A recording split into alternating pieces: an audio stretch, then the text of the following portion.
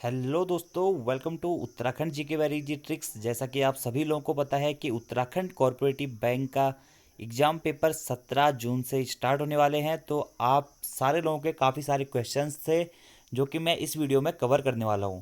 आप लोगों का सबसे ज़्यादा कमेंट्स जो मैंने देखे अपनी प्रीवियस वीडियो में कि सर सेक्शनल कट ऑफ होगा या नहीं होगा।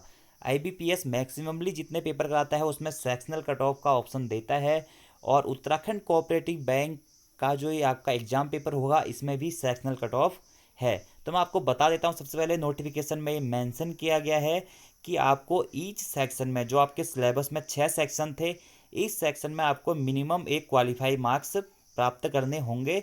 और अगर आप इस सेक्शन में मिनिमम क्वालिफाई मार्क्स प्राप्त नहीं कर पाते हैं तो आप वैसे ही भर्ती की रेस से बाहर हो जाएंगे। देखिए, मैं आपको दिखाता हूँ, यहाँ पर सब कुछ लिखा गया है। ये नोटिफिकेशन है जो कि कोऑपरेटिव बैंक का था।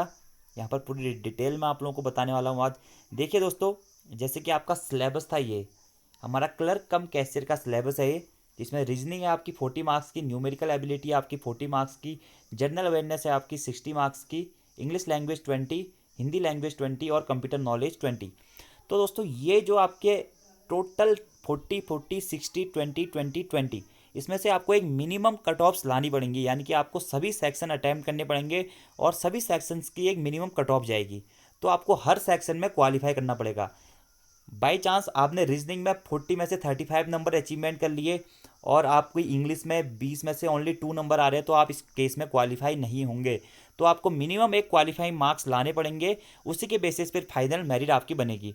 ये नहीं कि आप एक सेक्शन में ज़्यादा नंबर खींच ले रहे हैं तो आप दूसरा सेक्शन छोड़ दें। आपको सभी सेक्शनों को लेके चलना पड़ेगा, और मिनिमम हर सेक्शन में आपको कम से कम 20 मार्क्स का है तो 20 में से आपको मिनिमम 8 नंबर लाने की कोशिश करनी पड़ेगी।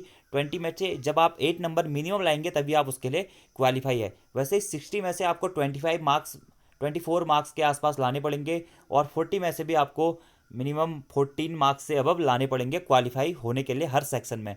तो आपको हर सेक्शन में क्वालिफाई होना है दोस्तों, तो थोड़ी थोड़ी मेहनत सभी सेक्शन पे कीजिए। थोड़ा रीजनिंग पढ़िए, थोड़ा न्यूमेरिकल एबिलिटी पढ़िए या मैथ्स पढ़िए, थोड़ा जनरल अवेयरनेस पढ़िए, English language, Hindi language, computer language. आपको सभी पूरा जो सिलेबस है उसके बारे में जानकारी होनी चाहिए। अगर आप किसी भी एक सेक्शन में मिनिमम जो सेक्शनल कट ऑफ होगी उससे क्वालिफाई नहीं कर पाते हैं तो आपके मार्क्स भले ही कितने ही आए, आप 200 में से 150 मार्क्स खींच लो, लेकिन आपने वो मिनिमम वाला जो क्राइटेरिया है, यानी कि किसी में आपके वो मिनिमम क्वालिफाई आप नहीं कर पाए, तो आप सीधे भर्ती से बाहर हो जाओगे। तो इसलिए सेक्शनल कट ऑफ का यही मतलब होता है कि आपको हर सेक्शन में क्वालिफाई करना पड़ेगा, और जब आप हर सेक्शन में क्वालिफाई करेंगे उसी के बाद आपकी फाइनल कट ऑफ बनेगी जो कि ओवरऑल होगी। ठीक है, फाइनल कट ऑफ ओवरऑल होती है जो कि आपके सभी सेक्शंस के कट ऑफ्स को जोड़ के बाद में फाइनल कट ऑफ बनाई जाएगी, और उसी के बेसिस पे फाइनल कट ऑफ जाएगी। तो ऐसे ही दोस्तों सभी का सिलेबस है। देखिए, जूनियर ब्रांच मैनेजर में भी सेम यही होने वाला है, सीनियर ब्रांच मैनेजर में भी यही होने वाला है, और डिप्टी जनरल मैनेजर में भी यही होने वाला है।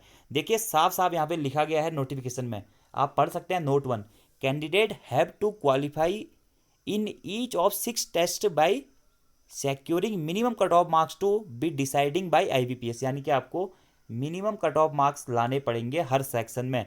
बोथ 6 सेक्शन में आपको मिनिमम क्वालिफाई मार्क्स लाने पड़ेंगे। ऐसे डिप्टी मैनेजर के लिए कुछ अलग कंडीशन है, यहाँ पे लिखा गया है। देखिए, तो आपको हर सेक्शन में दोस्तों अच्छी तरीके से क्वालिफाई मार्क्स प्राप्त करने हैं, और यही सब कुछ यहाँ पे दिया गया था। तो आप लोगों के मैक्सिमम डिमांड दोस्तों यही थी कि क्या हमारी सेक्शनल कट ऑफ होगी। तो हाँ दोस्तों, आपकी सेक्शनल कट ऑफ होगी। अब मैं आपको बता देता हूँ कि आई